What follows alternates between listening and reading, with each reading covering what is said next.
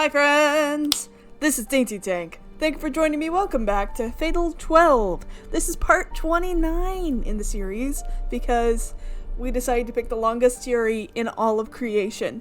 Oh, wow.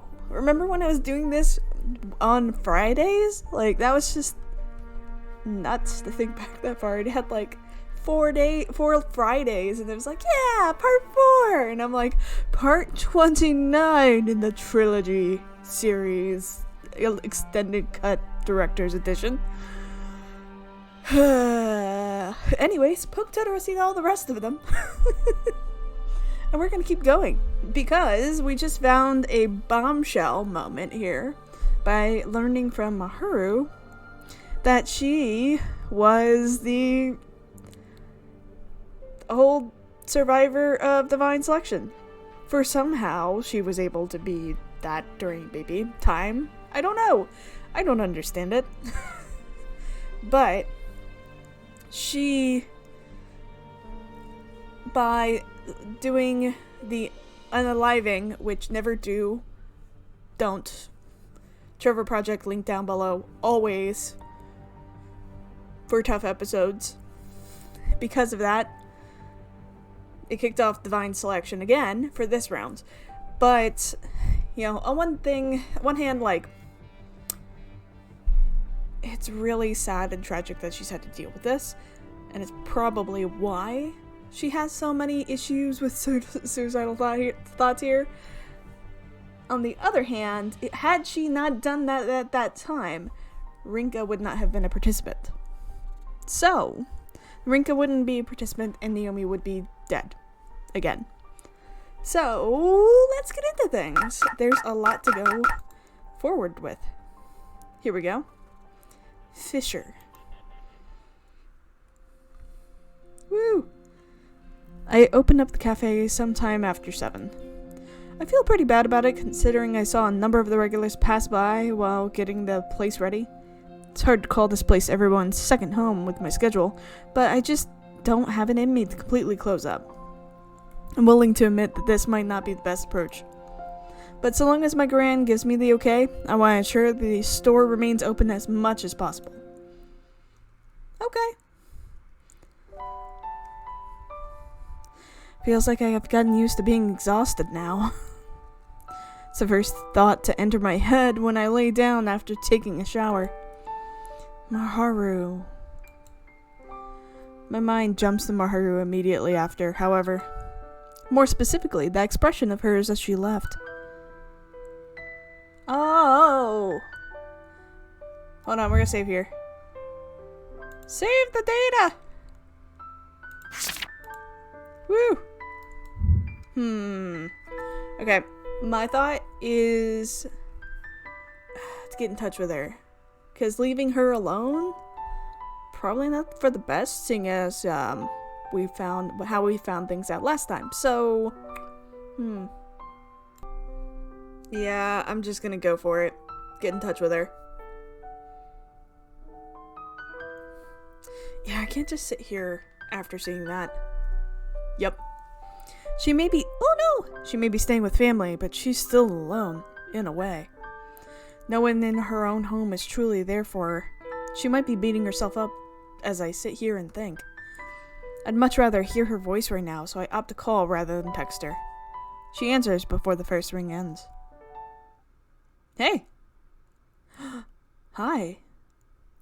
Miharu says she wants to see me the moment she picks up the phone.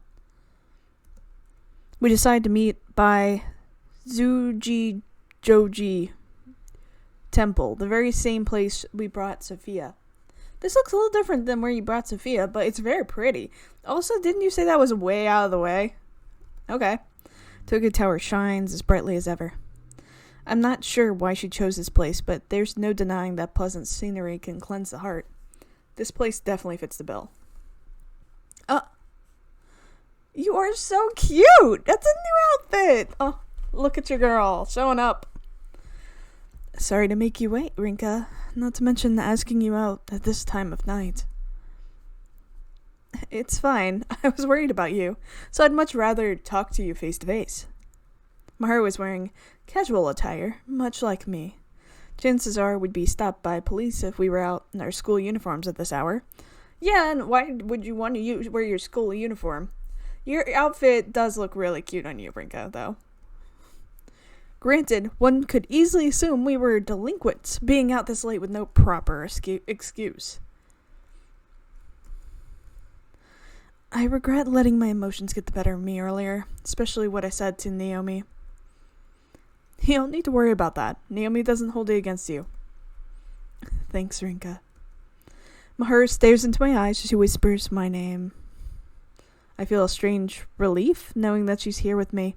It's proof that we're both still alive. I only told you both about my being the survivor of the previous divine selection and the goddess's vessel, right? There's more I need to tell you, though. It's what Parsa said during our conversations. There we go.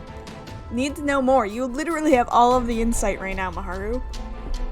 And you're revealing this after, week 10, 11? Ugh. The previous divine selection was held 17 years ago, beginning July 23rd. Not only was I a participant, but your parents were as well. Whoa! Twist! I thought we had kind of gotten that clue. That, Rinka's parents were involved in this somehow, too. Which means Rinka also survived divine selection. Somehow. What? Both of my parents were participants? I barely know anything about my parents.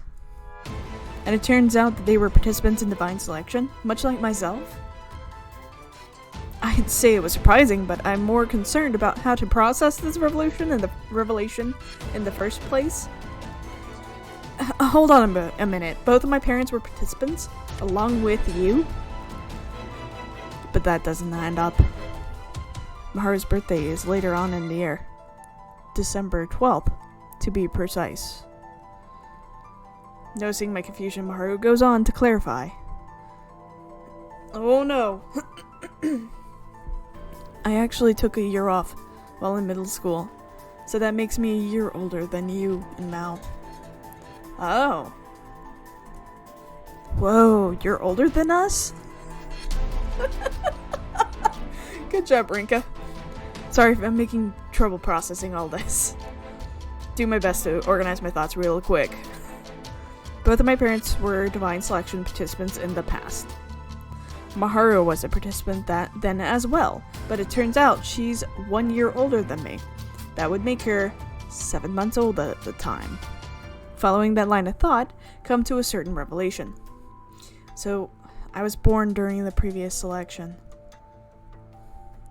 Ooh. That's right, July 27th, your birthday, and the most precious day of the year to me, came about after divine selection started. If July 23rd was the juncture of causality... Wait, if July 23rd was juncture of causality, that'd mean my parents died before I was born. So how was I even born in the first place? At what point is someone considered a living being? I don't have the answer, but if you were considered alive while still in the womb, that makes sense for you to have survived. Some believe life begins the moment the mother becomes pregnant. Others believe that it begins the moment you're born into the world. Maybe it depends on when the mother considers her child to be alive. Basically, July 23rd was the day my parents would die, but not me. That must be why I was able to survive the fire and be born during divine selection. Hang on, that means my gran found me on July 23rd, right? Why would she say my birthday's on the 27th? My name's become somewhat of a mystery. My name's become somewhat of a mystery too. Why did your name become a mystery? Oh yeah, how that came about. Oh, Rinka. She said it was because it was my mom who named me, and that she did so after my birth. The process of overwriting people's memories isn't perfect, but is that enough to justify this? Naomi mentioned that she saw visions of what was undone in her dreams, right? Same might apply here. Both are reality, but your grandmother opted to believe the one most important to her. Yeah, she seemed positive when she told me. That was my mom who gave me my name. I doubt she ever questioned whether that was true or not. And that's good enough, isn't it? Sometimes you don't need a reason to back your beliefs. Parsa's done a good job of not explaining everything, too. It'll take far too long for me to fully accept all these new revelations. Miharu looks as though she has more to say as well, so I should focus on hearing her out for now. Facts, but given your whole world got turned upside down by this information. But Miharu was the survivor, but she was also 7 months old. Still, there's something I want to ask her before letting her continue. You were just a baby during the previous divine selection, right? Do you mind if I ask how you were able to survive? Allow me to answer your question with a question. What would you do if there were a baby among the participants? It basically answers itself. There's no doubt. I'd do everything in my power to protect that baby. At the very least, I wouldn't be able to convince myself to gather information on it, let alone to elect it. My parents helped you, didn't they? Apparently, there was another amongst them. Parsa stated that those 3 protected me all the way to the end, and then elected one another. Scale seems to have figured out that someone helped me, but I doubt he knows it was your parents. With 4 people left, 3 were eliminated. That means, yeah, that left Miharu as the sole survivor, and thus the winner. I understand all too well why they made that choice. If there's anything that would prove my relation to my parents, it'd be this. That's why I was scared when you first came to me about Sophia. I thought you'd do the same for her that your parents did for me, but her foresight meeting with Odette prevented that. Sophia was wise beyond her years. She knew that she wouldn't live long, even if she did survive, due to her illness. She understood the reason why Odette threatened her too. Well, if she was just an average kid, though. As Miharu said, I might have given my own life to save her. Of course, we're talking about things that aren't possible anymore. Did my parents' actions play a part in your desire to keep doing things for my sake then? I asked this without a second thought. Her claim that she would give her life for me might be her way of making things up to my parents. Miharu wastes no time in replying. Tone of her voice is far more intense than usual.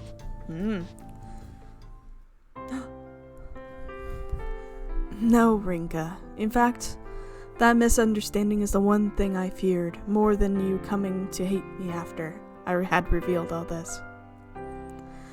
How so? You're as dense as a black hole.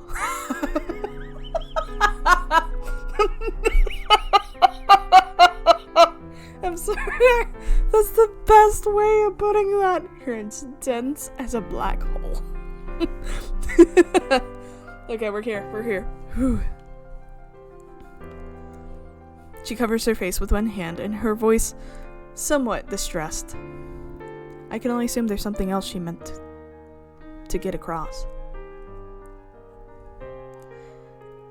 It's okay. Tell me everything. I promise things will change, no matter what you say. I approach her, gazing into the eyes she's trying to keep covered behind her right hand. There's about an 8-inch height difference between us, so this is the only way for me to get a proper look at her face. Is it the only way? Your stance is a black hole. Why are you so cute? Was it cute? She casts her eyes away and steps back before mumbling the rest of the sentence to herself. Miharu? Her eyes fall back on me, though she refuses to face me head on. Silence ensues as we stare at one another. The light of the nightscape causes her eyelashes to shimmer. Fine, so be it. Just give me a minute to prepare for this, okay? I need a deep breath or 3. Saying that, she really does start to take deep breaths. Good for her. Breathing is a good thing. I guess it's something big if it requires this much courage from her. So I make sure to remain quiet until she finishes taking her 6th breath. Oh, everything just went silent. This is a big moment. Rinka. Sorry, character Miharu. Rinka. She speaks my name before falling silent again. I won't rush her. This has to be a revelation. Even more shocking than that of my parents becoming participants in divine selection. I love you. Huh? Well, I love you too, but this is a black hole. Well, not what I expected first. It doesn't take too long for me to understand exactly in what way she means her words. She's said it no less than 3 times at this point. Oh my god. Why? Anyway, I answer her right away on reflex. Short time between that and my total comprehension of her words. It feels like an eternity.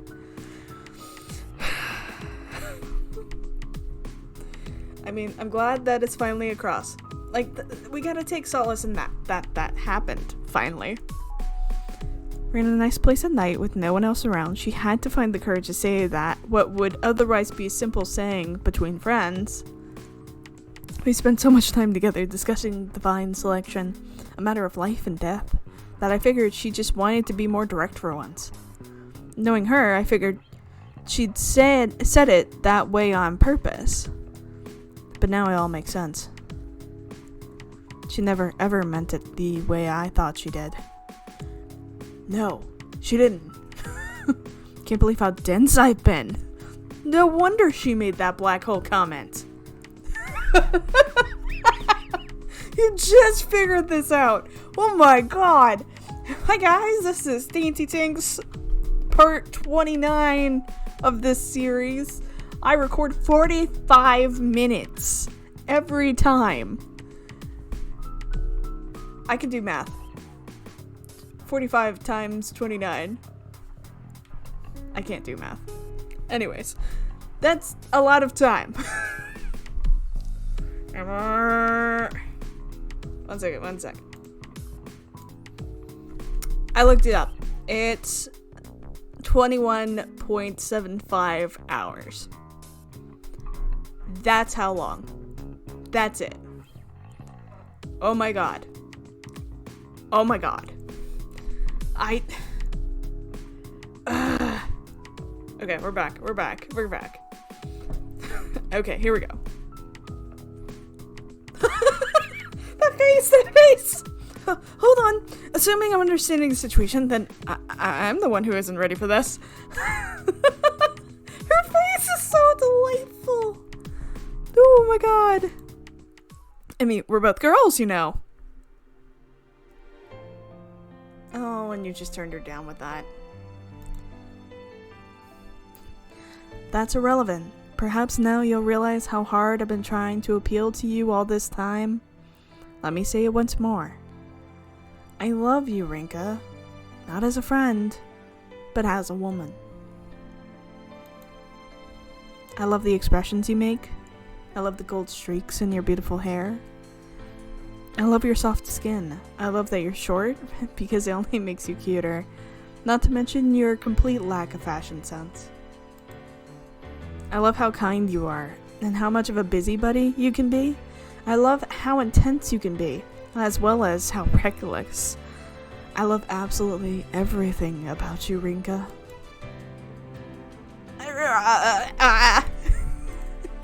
I've lost the ability to speak. Never before have I been this shocked by something Miharu had to say. She has the advantage while I'm in a state too. She continues to stare at me, my entire face having exploded into a bright shade of red. This is a new sensation for me. I never knew just how much one's heart could flutter when faced with the love of another.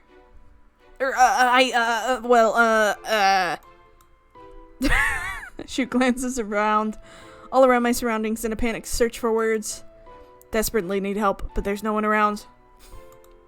I guess that means I need to face this situation all on my own. Yeah, buckle up. Sorry. I cut myself off right around. Apologizing now would mean that I turned her down. I don't think I'm ready to do that yet. Not while my brain feels ready to burst at any given moment. I've never experienced this kind of thing before, so I think I'm lost my ability to communicate effectively. Thank you for putting to words this. Good job communicating here, that you aren't just saying sorry for not being able to communicate and understanding that sorry means I turned you down, and that you're saying I just haven't experienced this, to give me a moment. You really are adorable, you know that? Hard to believe you can look so fierce when facing down the other participants. Feel my capacity for speech diminish by the second as she stares into my eyes. She's completely different from how she was 10 minutes ago. I can see her as I can't see her at the same Mishima Miharu I knew before. That's because she's Habanada? I always thought she was pretty, but Nightscape only serves to exacerbate that truth. That being said, I don't... The fact that you didn't shoot me down right away is plenty for now. I'm feeling pretty relieved now that I got out. Well, that's good. I'm just dying, Rinka, you're the worst at this. I can feel my breathing becoming more ragged. Miharu's next line yanks me right back to reality, though. Just make sure to give me an answer before I die. Oh. No. I won't avoid it. I'll give her an answer, no matter what. It's my turn to show the same resolve that she showed me, after all. How I'll go about it has to remain a mystery for now. Does it? That's nothing new, though. I faced these kinds of obstacles many times before. It's up to me to decide for myself. It's my life, after all. I promise you'll get an answer no matter what. Just, give me some time to think about it, though. Please. Miharu nods, a smile on her face. Aww. Except by, like, you not answering her means that you also aren't, like, together. So, here's the thing. They're heading home after having this whole, like, confession scene, which is great.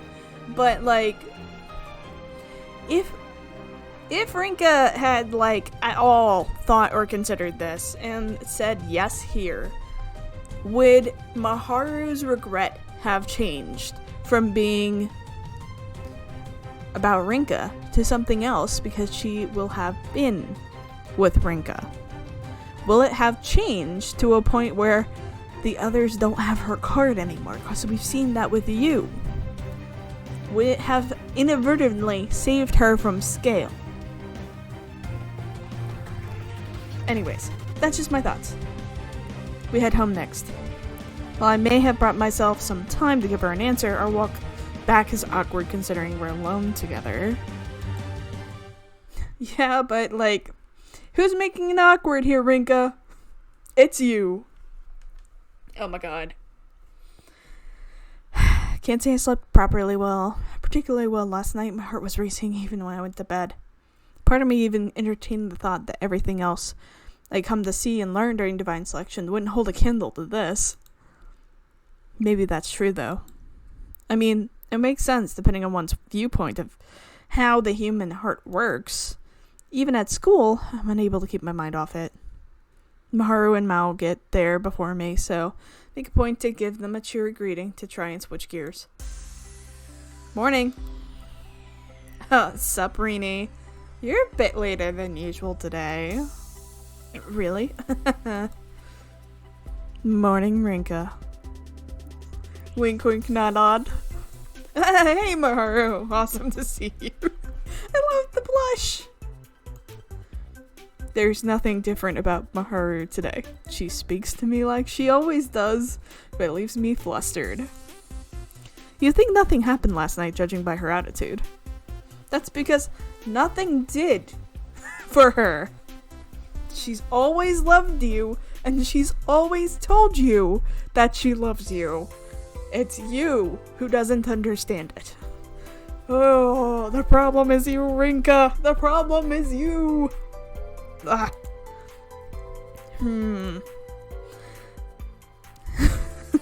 Mao makes no effort to hide her suspicion by staring at us. Can't blame her when I'm acting like this first thing in the morning. Meanwhile, at Mao, after battling my way through the grueling gauntlet of classes with less than a third of my typical concentration, sweet release of lunch break finally arrives. Miharu has some business with one of our teachers, so it's just Mao and myself. Relieving, considering I'm still not ready to talk to Miharu normally. I sip my vegetable juice before getting started on my sandwich. Vegetable juice. Like V8? I guess it's probably something different in Japan. Like, that's not just the V8 sludge that we have here in America. I think that's just what throws me because it seems very intense. Anyways, so Rini, did Miharu finally confess? This is just like hashtag confession central. And the juice flies right back out of my mouth. Whoa, amazing. I mean, it was so obvious with the way you were acting and all. Couldn't you be a bit more eloquent? So you knew about her feelings for me and stuff? You might be the only gal in the world who didn't. Even Naurin knows, though I'm not sure if she figured it out herself or if Miharu told her. So, what's your next move? While vague, it's easy to understand what she's asking. The only thing that comes after a confession is a response. Nothing for now. I'm still not sure how to process her feelings for me. Doesn't help that I've never had anyone confess to me before, let alone another girl. What would you do if you were me? I don't know. Thanks, Mao. Quick and blunt answer as she focuses more on jamming a straw into her strawberry milk. She probably knew I was about to ask. But what I do know is that it probably took a lot of courage for Miharu to tell you. In which case, I'd say you better take it as seriously as possible. So long as you give her a truly sincere answer, it should work out. I won't think any less of you if you turn her down. And she'll just go back to being your friend. Not like anything will change. Then again, I guess I'd be a third wheel if you two end up an item, huh?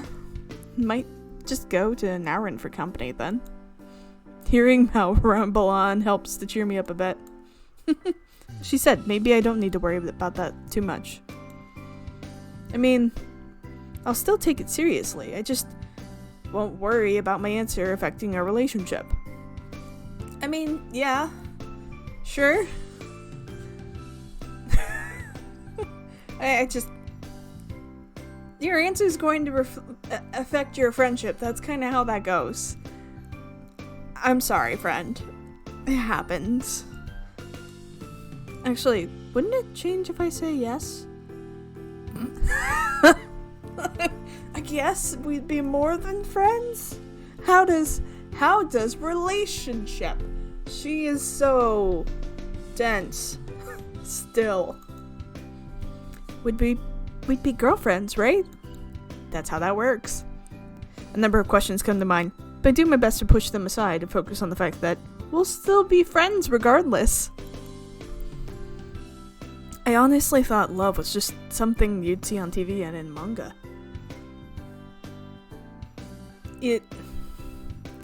Your parents? Okay. Oh boy. Mouse face contorts in horror at what I just said. Yep, definitely freaked you out on that with that one. I know more or less why. Even worse, I have no way to defend what I just said, so I tried to change the subject instead. Fortunately, we managed to avoid bringing it up again until after lunch. If anything, I feel like I'll be able to set it aside for now and hang out with Miharu like always.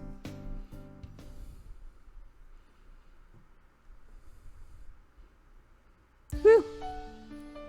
Friday. I've spent my time thinking about both Miharu and divine selection. The possibility that both myself and Scale suggested of everyone being able to survive weighs on my mind again. Miharu would likely tell me not to bother if I brought it up with her. So maybe I should talk to Naomi about it instead. I already planned on meeting her after school anyway, so it works out. I had given up on learning the truth behind divine selection. Going through a bunch of books and hoping for the best might not be the best approach, but I don't want to stop. I'm a little more knowledgeable when it comes to the architecture and styles related to that place now, at least. For example, the designs aren't just for show, they reflect the time periods in which they were made, and are a result of necessities from those times. Let's put that aside now. So you've been learning how watches work. I'm best off relying on Naomi. No need to be reserved at this point. I've already accepted that I need to rely on others to press forward. Hello, Lethe. Meow. Well.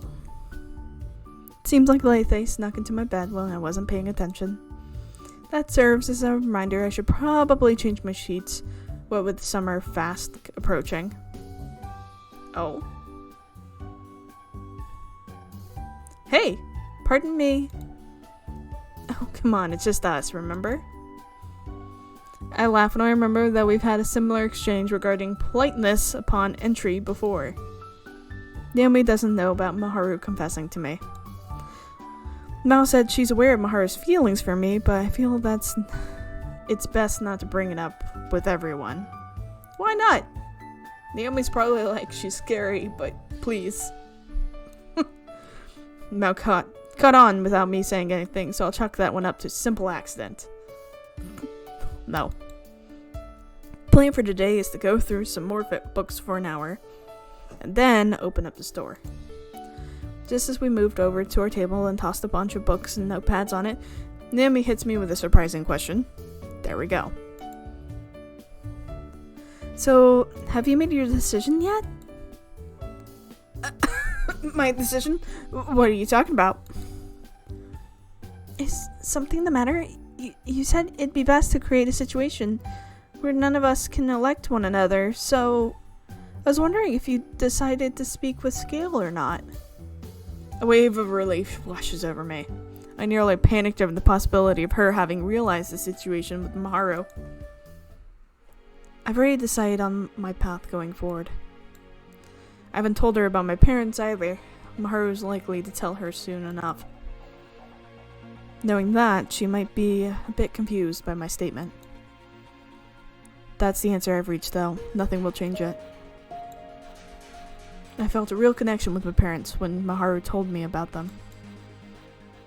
I'm much younger and less competent than they were at the time, but the fact remains that I would do anything I could to help save a powerless child.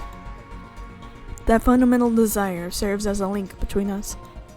In fact, that may very well have been what influenced my actions up till now.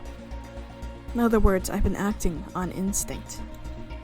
Everything I did for Kikyo, Sonya, Chikasugu, God, I have not missed your name, was all by my own will. Yet at the same time, it wasn't. The blood flowing through my veins. It's what spurred me on. Your path? That all changes now. I won't let my blood and my instinct influence how I live my life anymore. I'm not doing this because I want to save anyone. I'm doing this because I want to live. I want to return to normal life I had with all of you. I'm fine with eliminating the other participants till it's just me and Miharu. What happens after that is anyone's guess. The fact of the matter is I don't care about the others anymore. The best I can do for them is to acknowledge that they to acknowledge what they did during their lives and make sure to never forget that. Are you sure you still want to shoulder this burden with me, knowing that? Scenery from the park flashes through my mind. I told her not long after divine selection had started that I may not have had in me the shoulder the burden of eliminating other participants. Naomi offered to shoulder it with me back then. But the resolve I have now wasn't the factor before. I had yet to awaken to who I really was. If there's anyone I have to thank for doing so, it's... There we go. That's the Rinka I know. What do you mean? Naomi continues, struggling to overcome her shyness. Well, what I mean is, nothing's changed. About you and Miharu being the only survivors, about me being willing to shoulder that burden with you. You don't need to worry at all. Naomi answers me with a smile. Now it's all clear. Everything I do from here on will be of my own will. This is my path now. I'm curious about Scale, though. It's possible that he opted not to break through Miharu's defenses because he knew that you would elect him later. Yeah, I'm pretty sure he thinks he can win me over to his side. Hence why he left us the way he did.